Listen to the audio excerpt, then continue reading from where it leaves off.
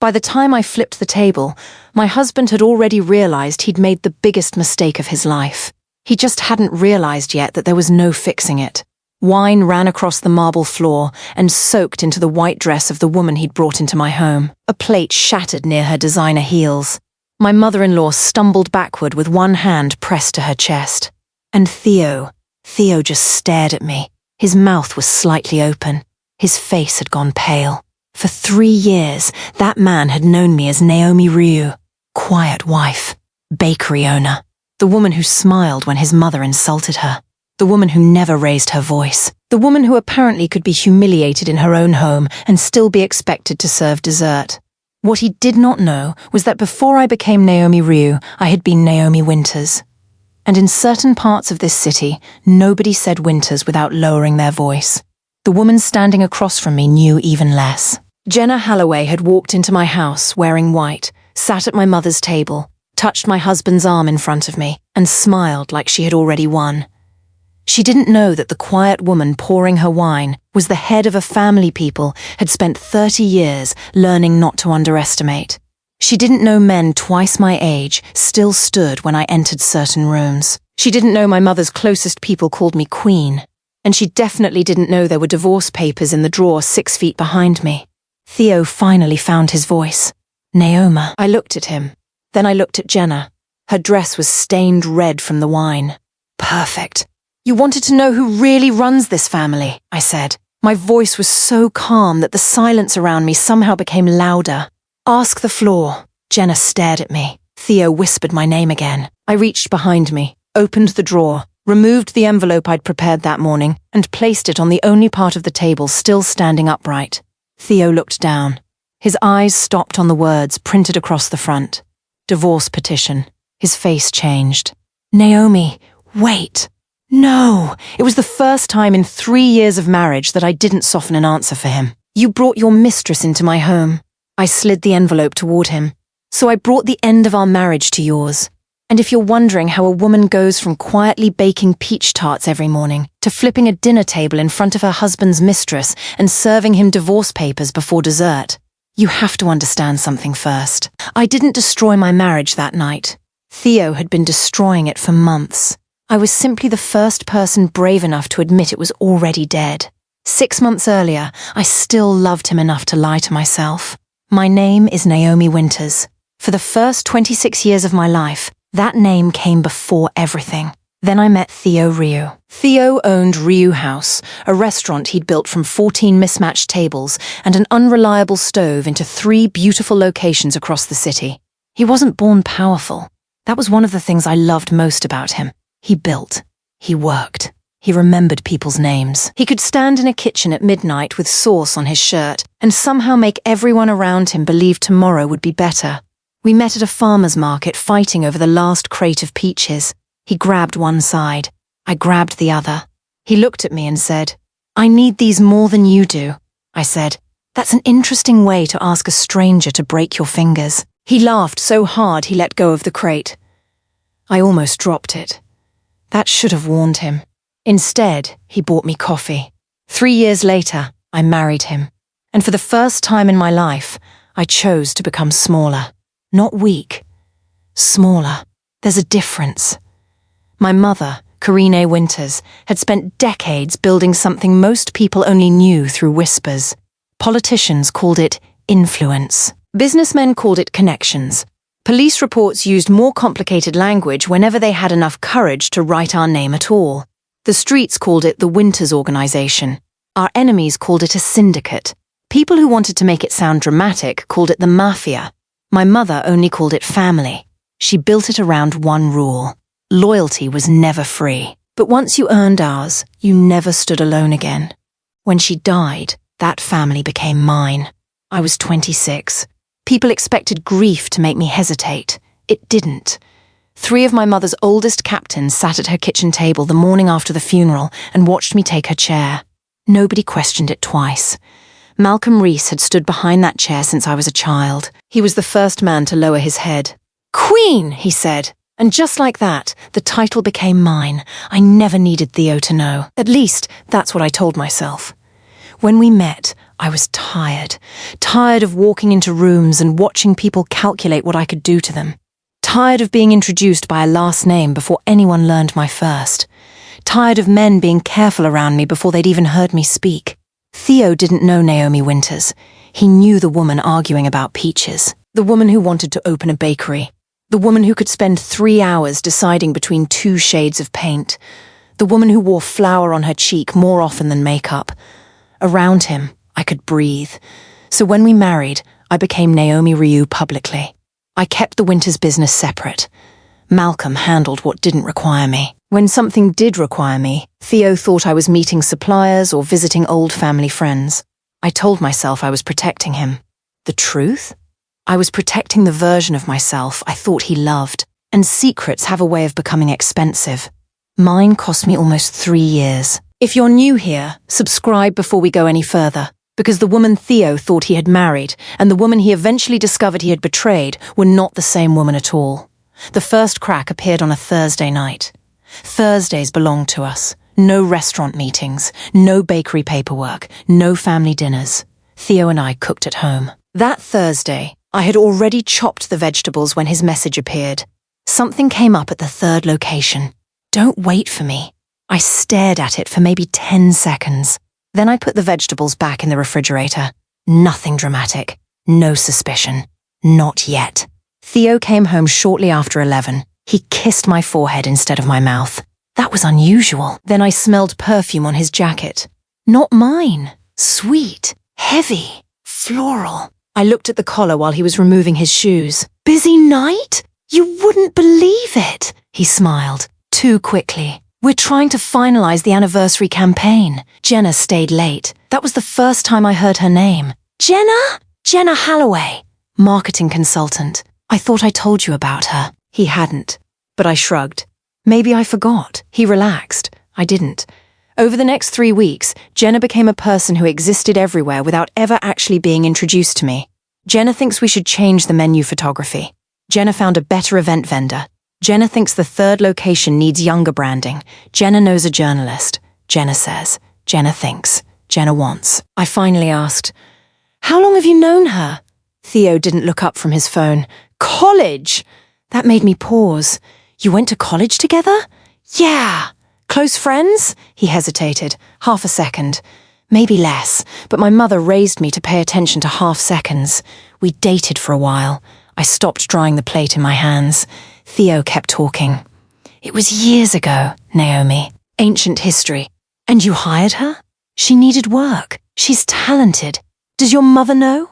Another pause. "Mum always knew Jenna. Of course she did. Margaret Ryu had disliked me from the day Theo introduced us. She never said anything directly enough to be challenged. Women like Margaret rarely do. She preferred precision. Oh, you own a bakery? How quaint. Your family seems so private." Theo used to date women who understood his world. My personal favorite came 6 months after our wedding. Some women marry into a family and immediately understand how to belong. Others take longer. I had smiled and asked whether she wanted more tea. That confused her. People who use insults as weapons become irritated when you refuse to bleed in public. After Jenna appeared, Margaret became warmer. Just not toward me. One Sunday afternoon, I arrived at her house and found Jenna helping set the table. I stopped in the doorway. Jenna looked up. She was beautiful. I'll give her that. Slim. Polished. Expensive without appearing to try. She had the kind of face that always seemed to know where the camera was. She smiled. "You must be Naomi, not Mrs. Ryu. Naomi." As though we'd been competing long enough to skip introductions. "You must be Jenna." Margaret came from the kitchen carrying a bowl. "Oh, good. You've finally met. Jenna practically grew up in this family." Practically.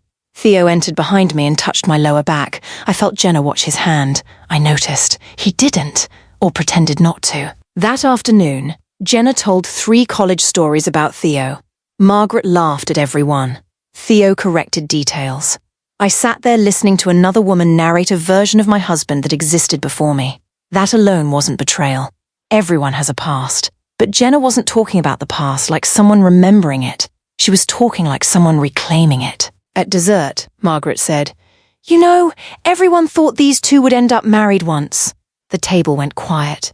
Theo gave a nervous laugh. Mum, what? It's true. Jenna looked down, smiling into her coffee. I looked at my husband. He did not look at me. That was the first humiliation.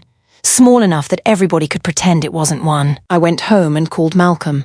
He answered on the first ring. Queen, I need you to tell me something. His voice changed immediately. What happened? Nothing yet. That was my mother's phrase. Nothing yet.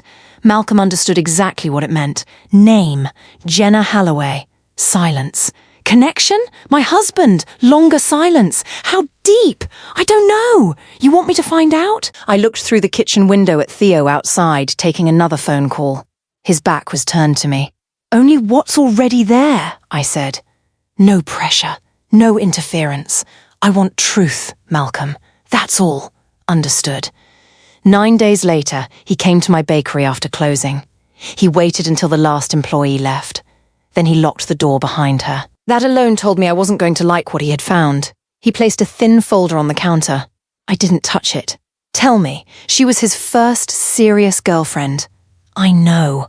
She left him 7 years ago, moved to Chicago, returned about 18 months back. Why? Her career stalled. Some debt. Nothing dramatic. And Theo? She approached him.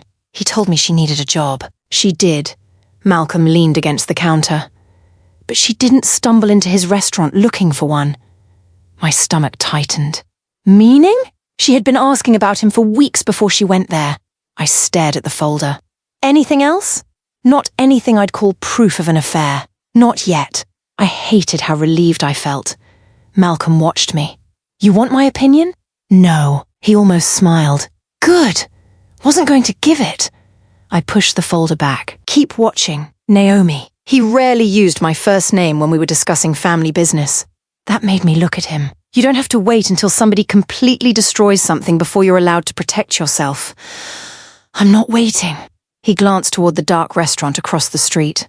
Looks like waiting from here. I hated him a little for being right. 2 months later, I stopped pretending. Theo cancelled another Thursday. This time, I didn't stay home.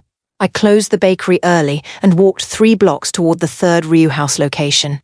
I didn't even know what I expected to find. Maybe nothing. Maybe I wanted to prove myself ridiculous.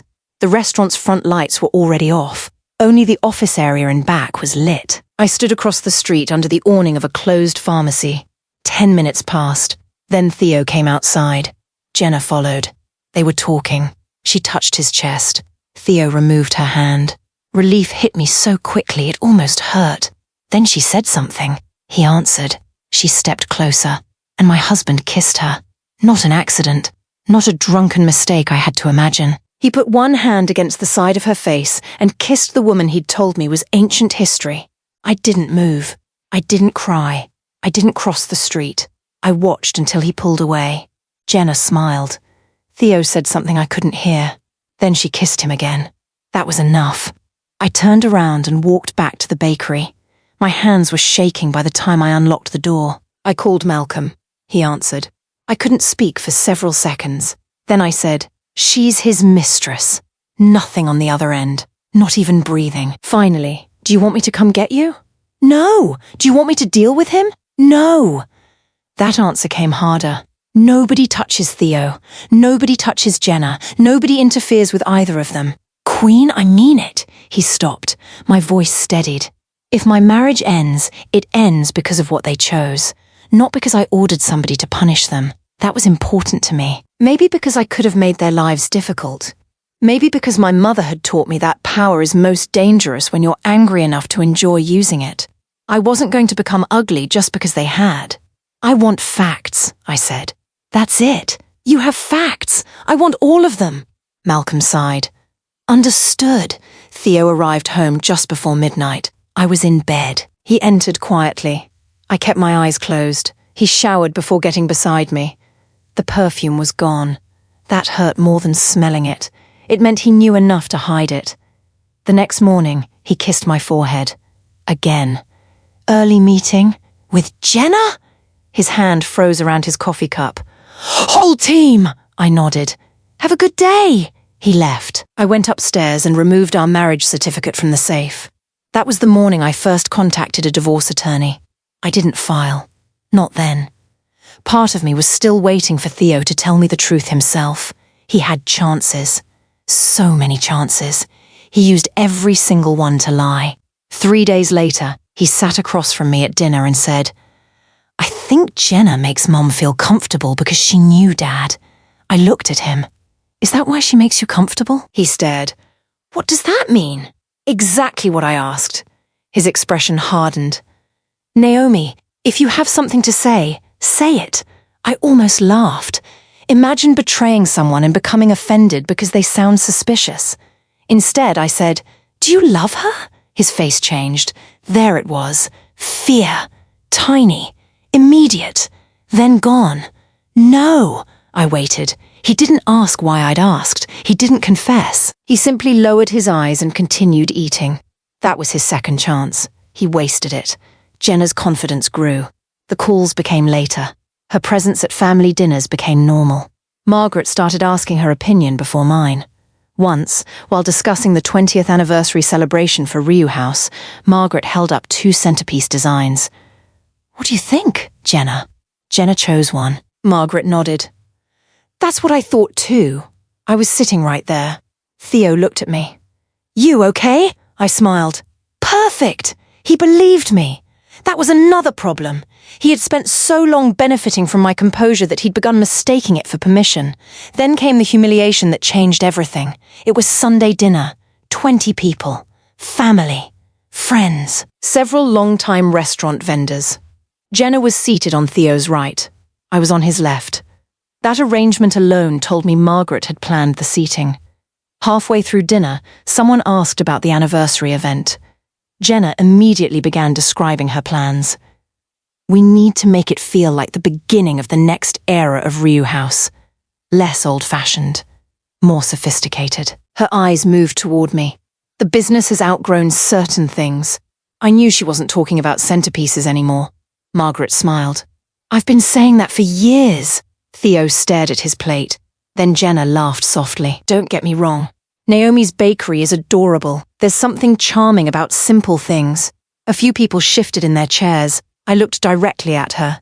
"Simple things?" She smiled. "You know what I mean." "No. Explain it." Theo touched my wrist beneath the table. "Naomi!" "Not Jenna. Me." A warning. That was when something inside me became very still. Jenna tilted her head. "I just mean Theo's world is expanding. He needs people around him who understand that level." Margaret gave a little laugh. "Exactly!" I looked at my husband. He knew what was happening. He knew. And instead of stopping it, Theo whispered, "Can we not do this tonight?" To me. I removed his hand from my wrist.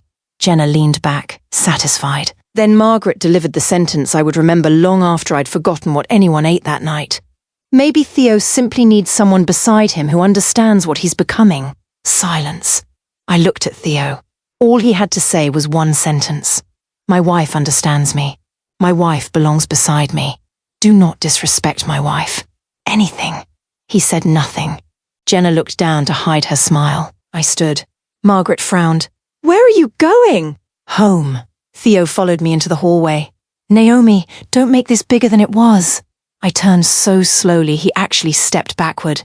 "Say that again." He rubbed his face. "You know, Mum. You know how she talks. And Jenna! What about her? How does Jenna talk?" His jaw tightened. This is exactly why I didn't want to discuss this in there. I almost couldn't believe him. "Discuss what?" "The tension. The tension between your wife and the woman you're sleeping with?" His entire face emptied. There are moments when the truth doesn't need evidence. You can see guilt arrive before the person decides what lie to use. Theo looked toward the dining room. "Keep your voice down," I smiled. That hurt. More than anything. Not "you're wrong," not "I'm not sleeping with her." Keep your voice down. Because what mattered to him in that moment wasn't my heart. It was whether the family heard. I stepped closer. "How long? Naomi, how long?" He looked at the floor. "One time," I laughed. He winced. "Don't insult me twice. It started with a kiss. I know." His head snapped up. "What? I watched you." Colour left his face. 2 months ago, he stared at me. You knew? I wanted to see how long my husband could look me in the face and lie. Naomi, please, how long? He swallowed. 3 months. There it was. 3 months.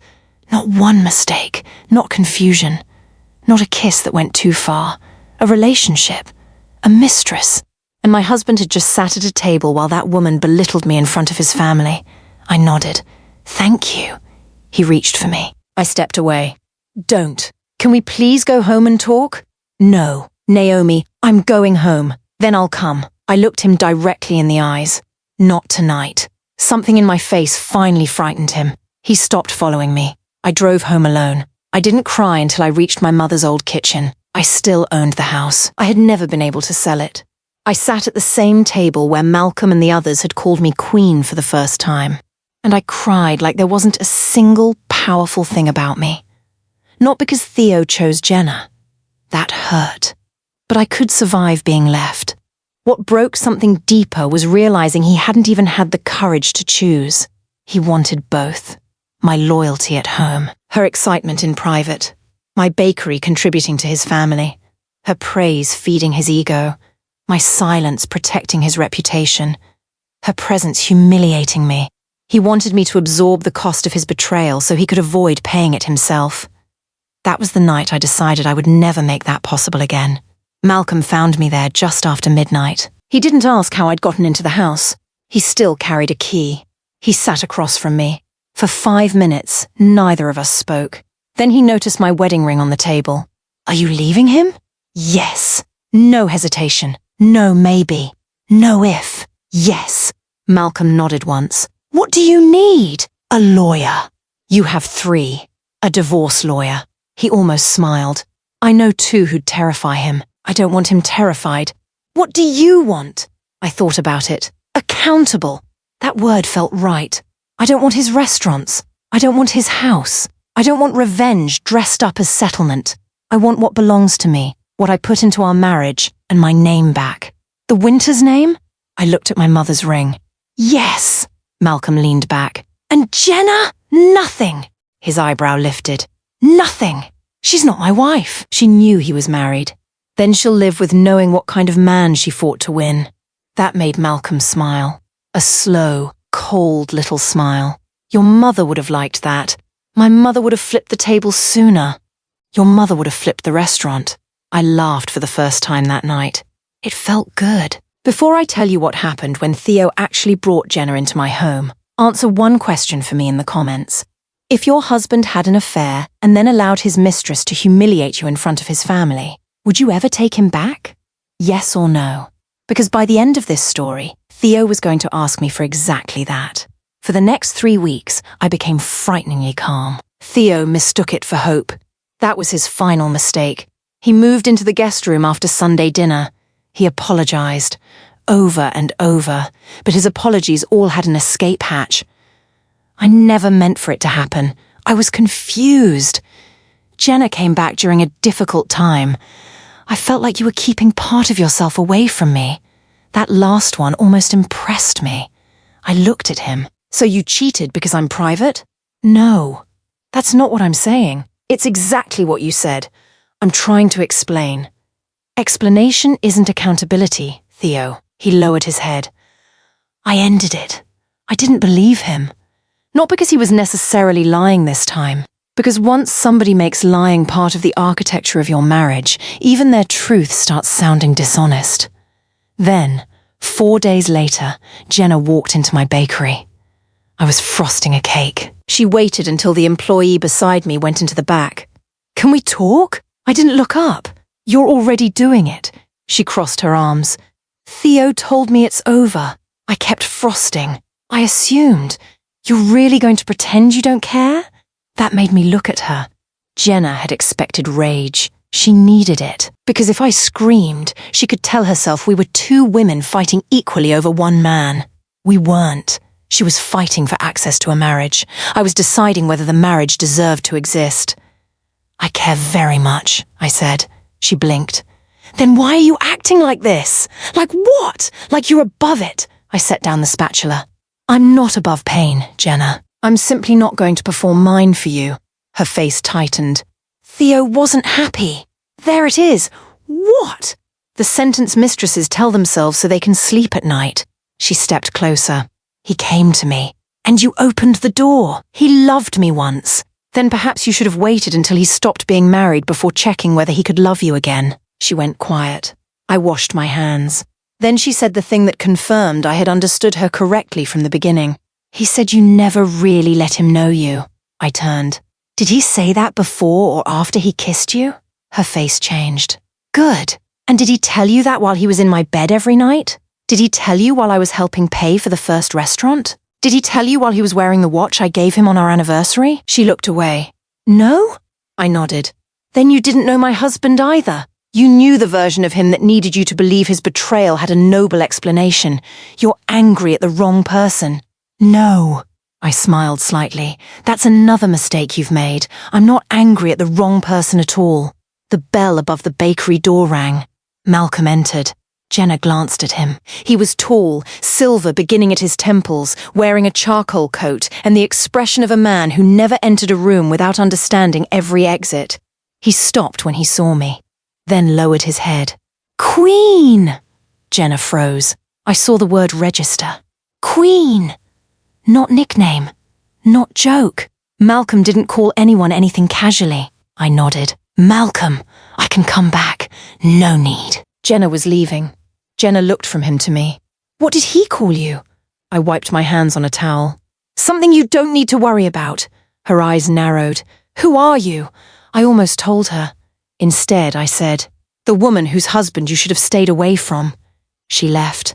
But curiosity is dangerous when it belongs to someone who thinks she's smarter than you. After that day, Jenna started asking questions. About Winters. About my mother. About Malcolm. She asked vendors. She searched old newspaper archives. She even asked Margaret. And Margaret, suddenly delighted to have ammunition, started asking too. That was how Theo came to me 2 weeks later. I was closing the bakery. He stood near the register.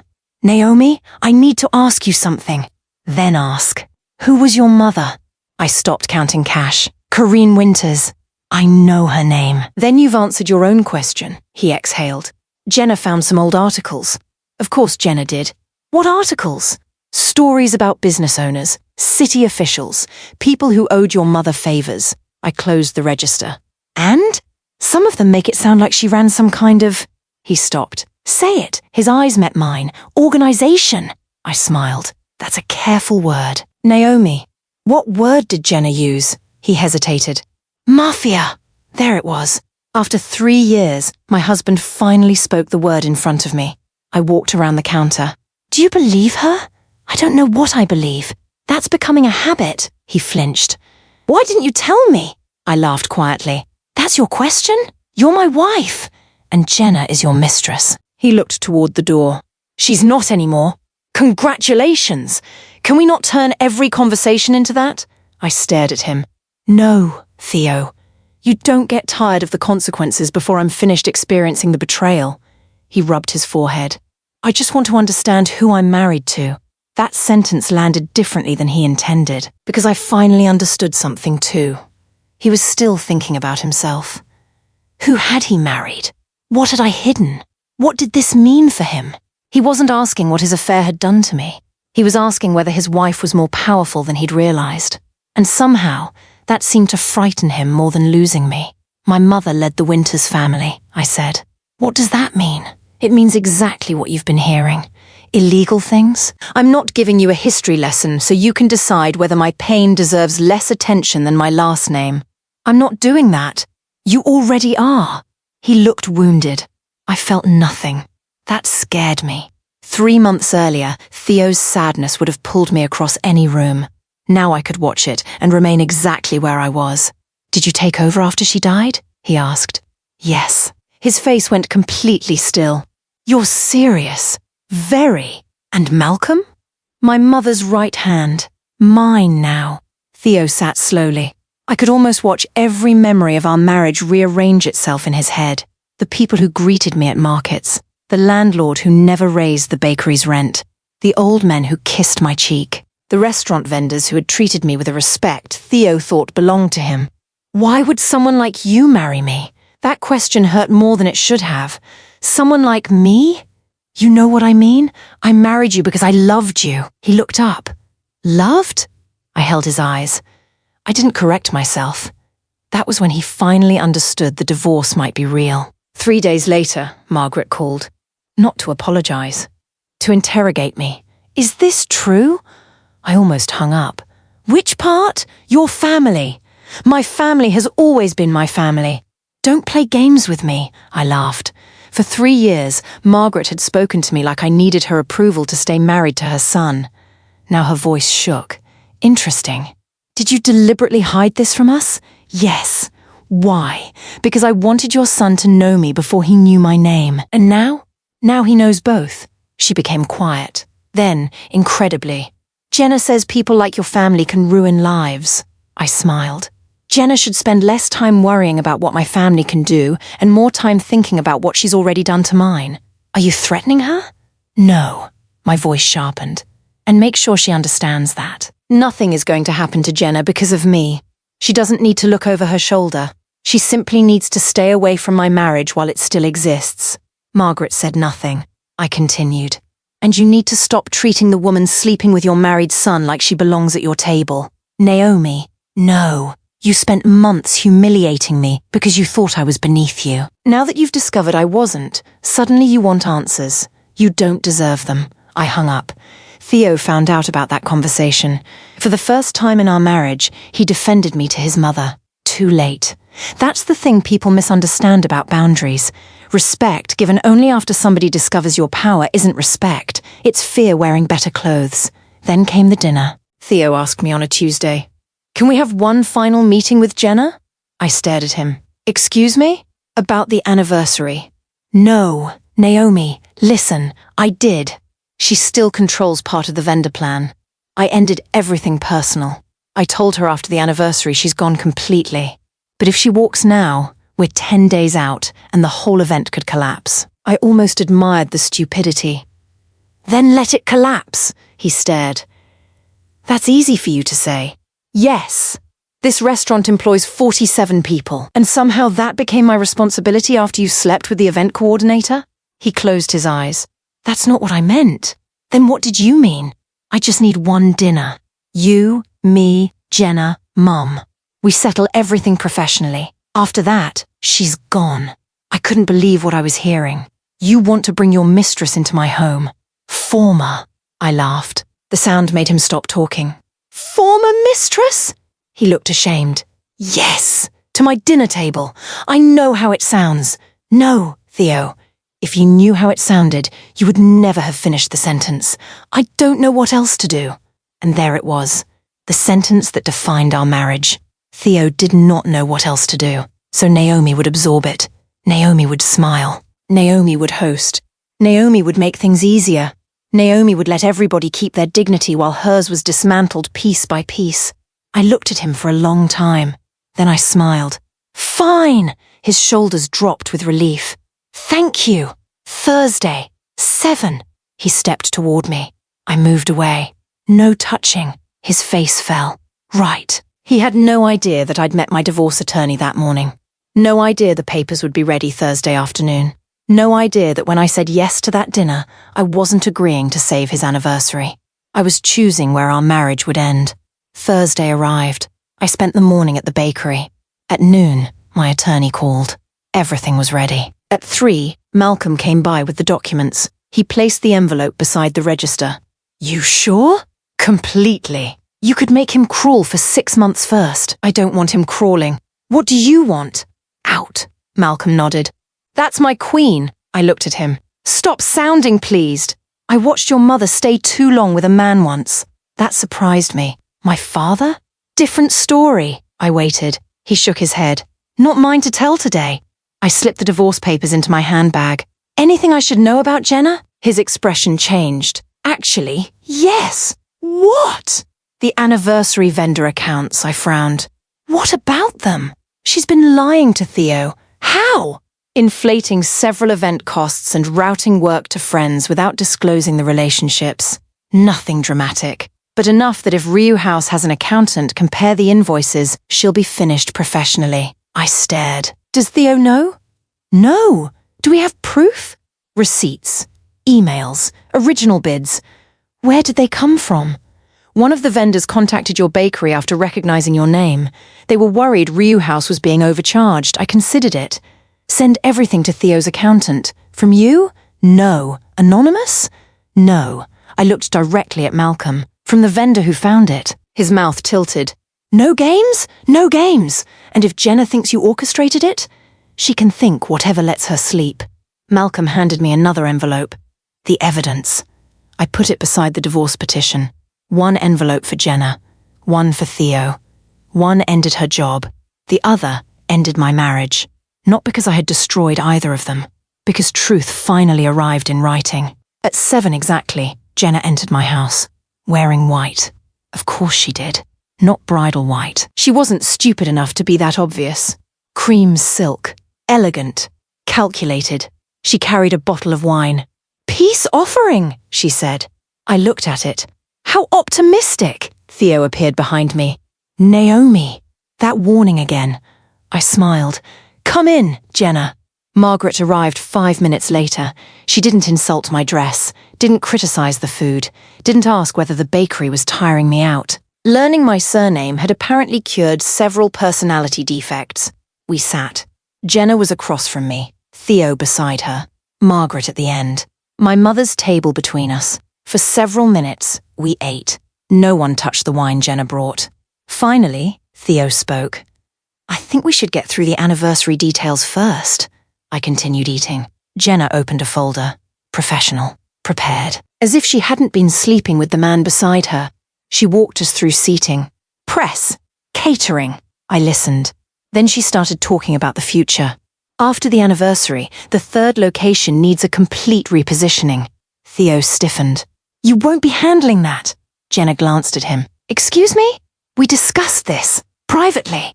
Margaret looked uncomfortable. Good. Theo continued. The anniversary is your final project. Jenna's face tightened. So that's what this is? This is what we agreed. No! You told me you needed time. My eyes moved to Theo. His face drained. Jenna realized what she'd said. Too late. I set down my fork. Needed time for what? Naomi, Theo said.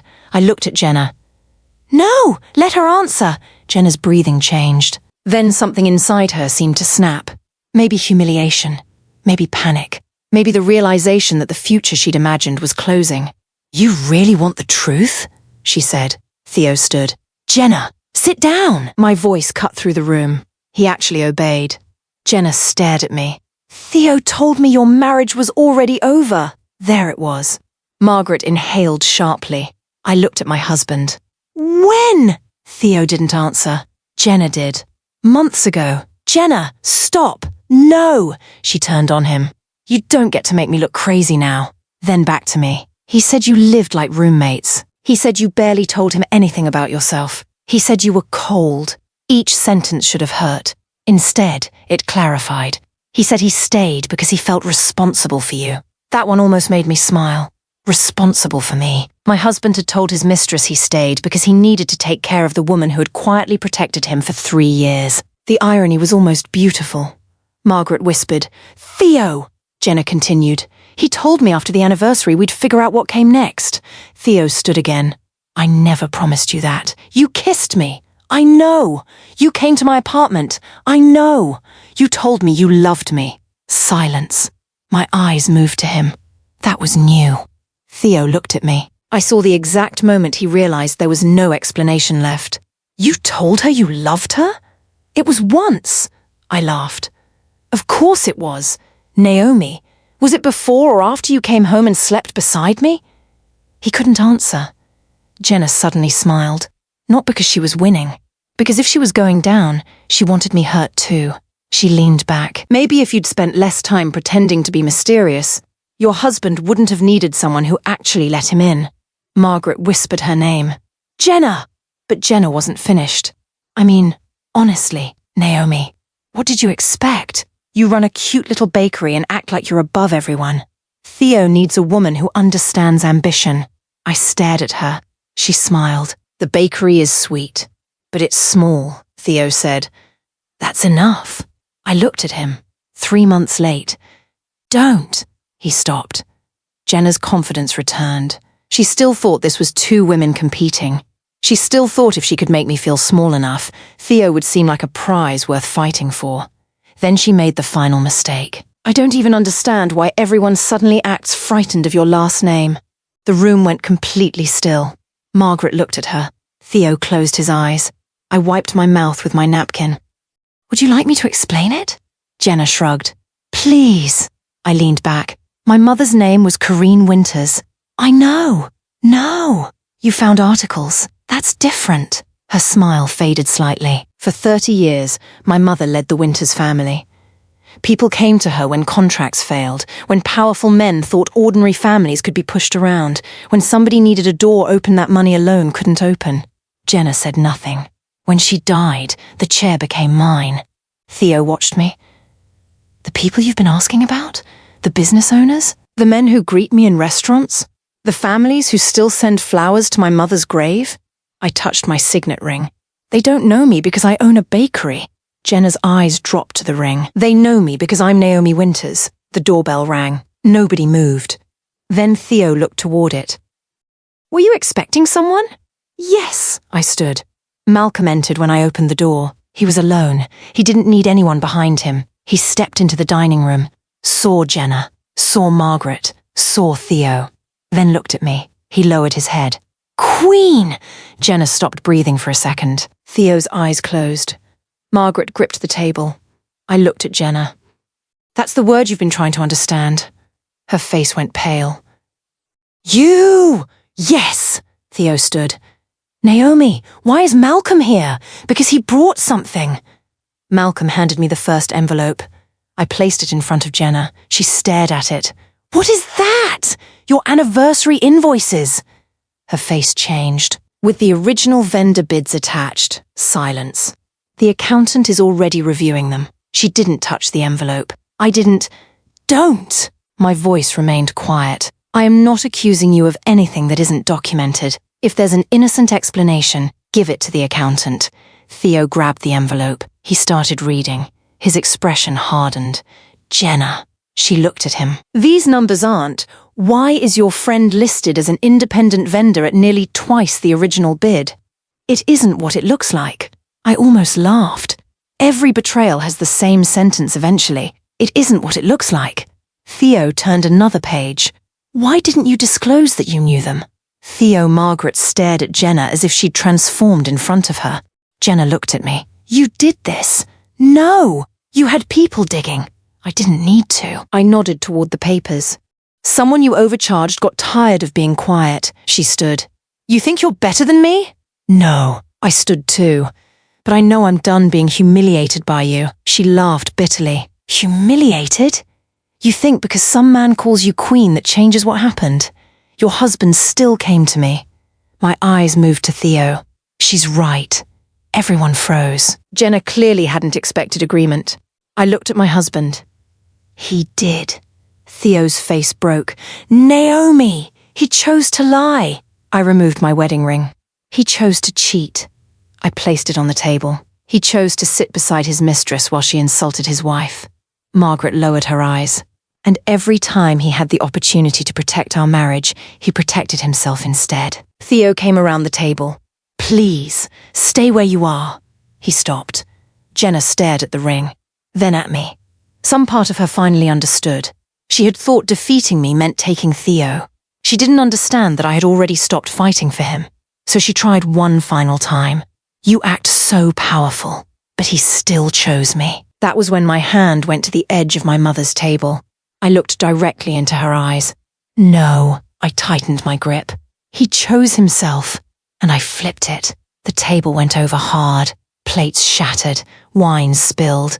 Jenna jumped backward as red wine poured across the front of her white dress. Margaret screamed. Theo stumbled away. Glass rolled across the marble. And when the noise ended, nobody moved. I stood in the wreckage, calm, breathing evenly. My mother's ring caught the chandelier light. Jenna looked at me like she'd finally discovered the difference between silence and weakness. You wanted to know who really runs this family, I said. I looked down at the shattered dinner. Ask the floor. Nobody spoke.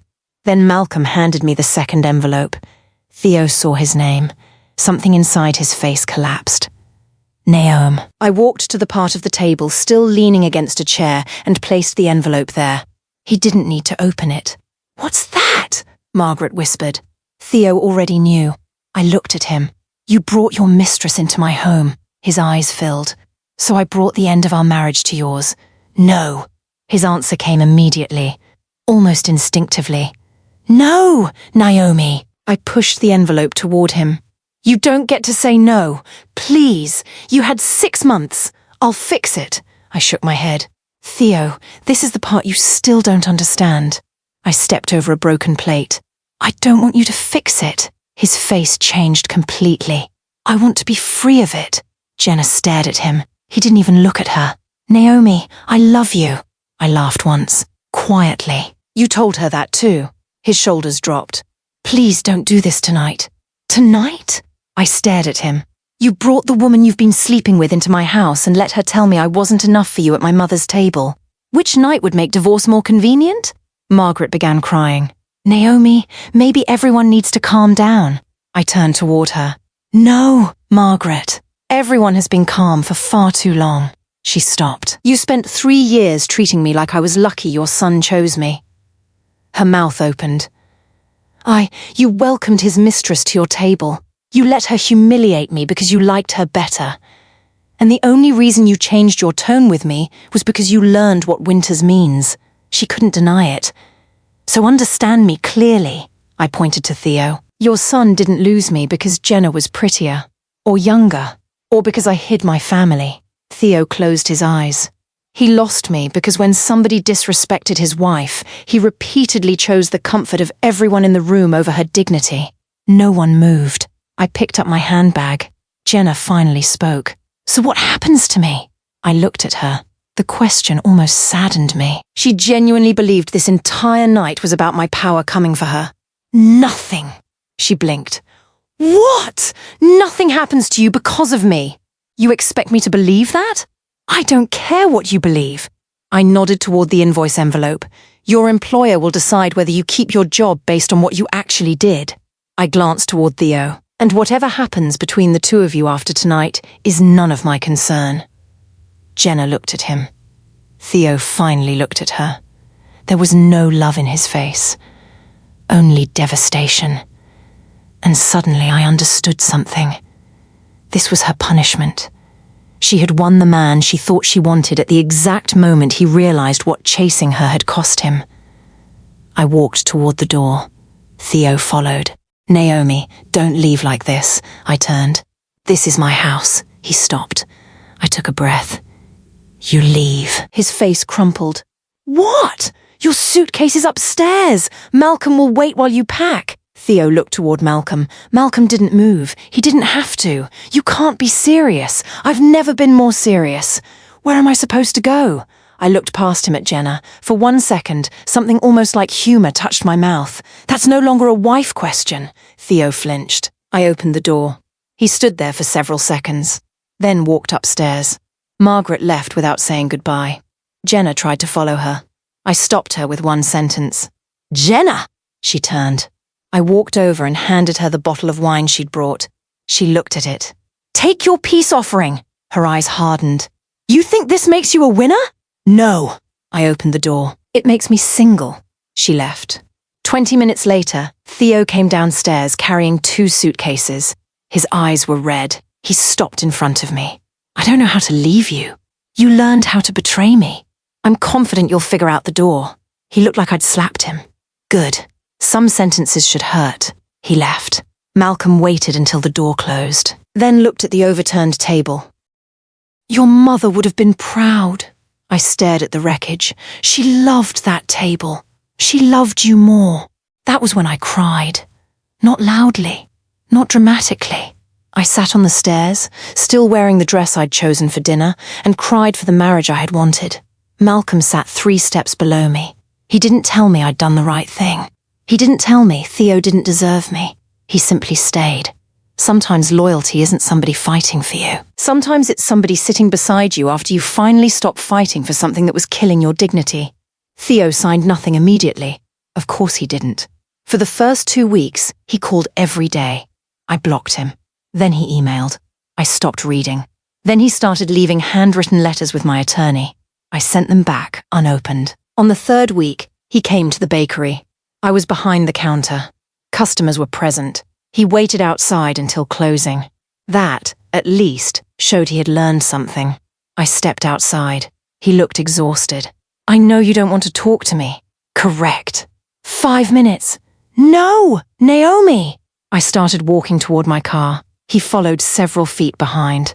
I fired Jenna. I stopped. Not because I cared. Because of his wording. You fired her? The accountant confirmed the invoices. Then your accountant fired her, essentially. He looked frustrated. You know what I mean. I do. I haven't spoken to her since that night. Okay, you don't care? I turned. The relationship between you and your former mistress stopped being my business when I filed for divorce. He swallowed. I'm trying to tell you I'm choosing you. No. I walked closer. You're choosing me now that choosing Jenna became expensive. That's not fair. I almost smiled. Fair? He lowered his head.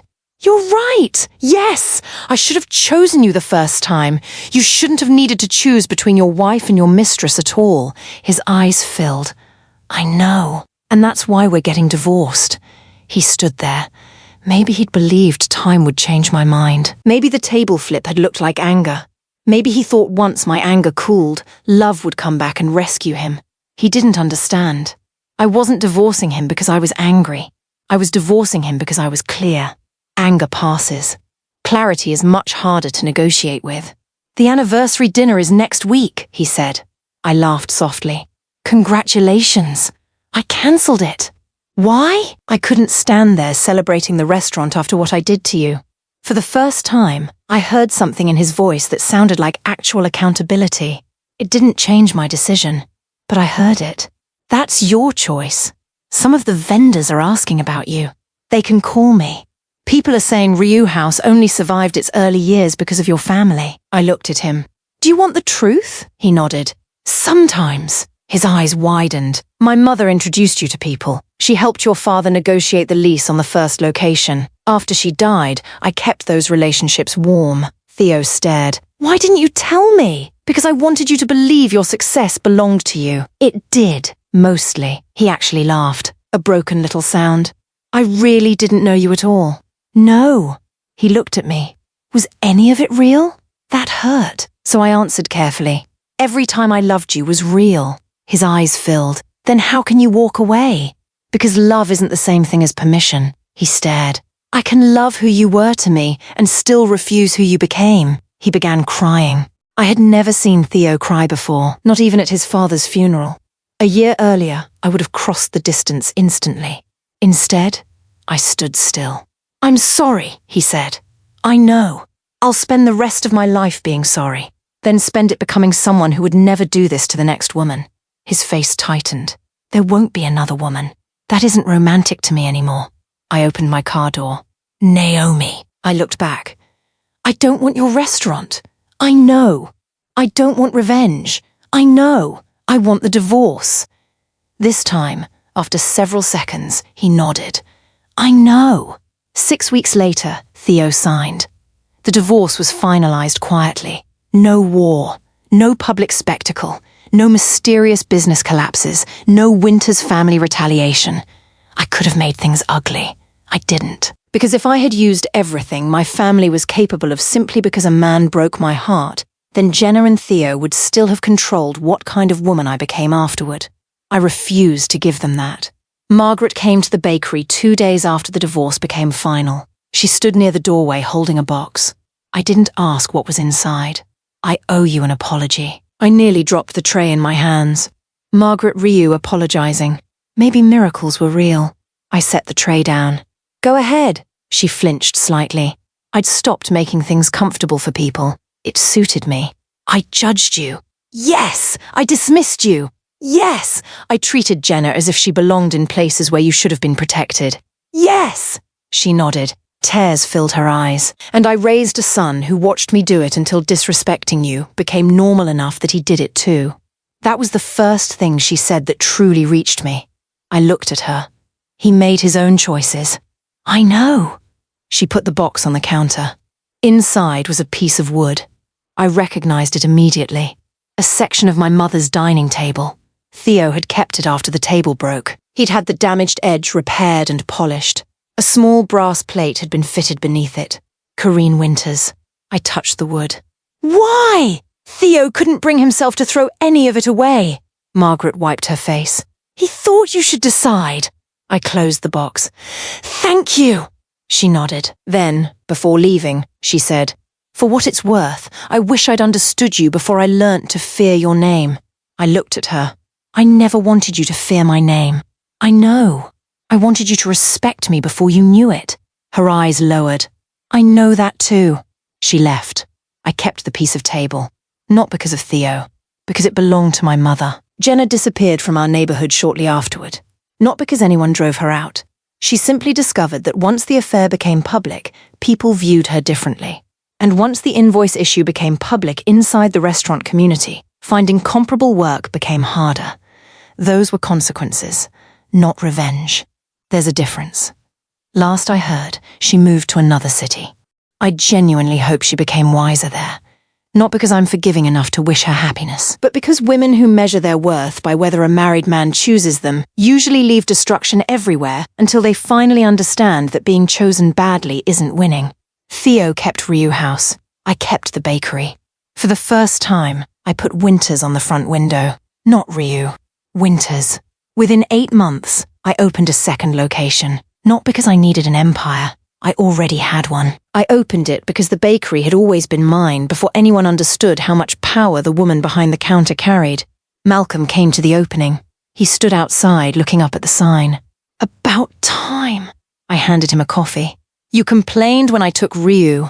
I didn't complain. You called it a temporary lapse in judgment. Accurate, I laughed. He raised his cup. Welcome back, Queen. This time, I didn't tell him to lower his voice. The people around us heard. Some knew exactly what it meant. Others didn't. For the first time, I didn't care. About 4 months after the divorce, Theo came to the second bakery. He didn't ask to speak privately, didn't send flowers, didn't make a scene. He bought a peach tart. Of course he did. I saw him sit alone near the window. For 20 minutes, he ate slowly. Then he came to the counter. You remembered? I looked at the tart. The peaches? He nodded. Hard thing to forget. We stood there. 2 people with an entire marriage between them. He looked healthier. Sad, but healthier. I started therapy, he said. Good. Mum did too. That surprised me. Very good. I wanted you to know something. I waited. I don't blame Jenna anymore. I lifted an eyebrow. I did for a while, I assumed. It was easier. Usually is, he nodded. She didn't make me betray you. No. She didn't make me lie. No. She didn't make me sit there while my mother disrespected you. My throat tightened slightly. No. I did all of that. For the first time since the divorce, I saw the man I'd once loved without immediately seeing the betrayal layered over his face. Maybe because he was finally carrying it himself. I'm sorry, he said. Not but, not because, not I was confused. Just sorry, I nodded. I accept your apology. Hope flashed across his face. I stopped it before it grew. Acceptance isn't reconciliation. His eyes lowered. I know. Do you? Yeah, he looked out the window. I think that's the hardest thing I've had to learn. Sometimes being forgiven doesn't mean you get the person back. No, he nodded, then gave me a sad smile. I hope somebody loves you properly. I thought about that, then smiled. Somebody already does. His face changed. I let him wonder for half a second. Then I pointed toward myself. Me! Theo laughed. A genuine laugh. It sounded like the man from the farmer's market.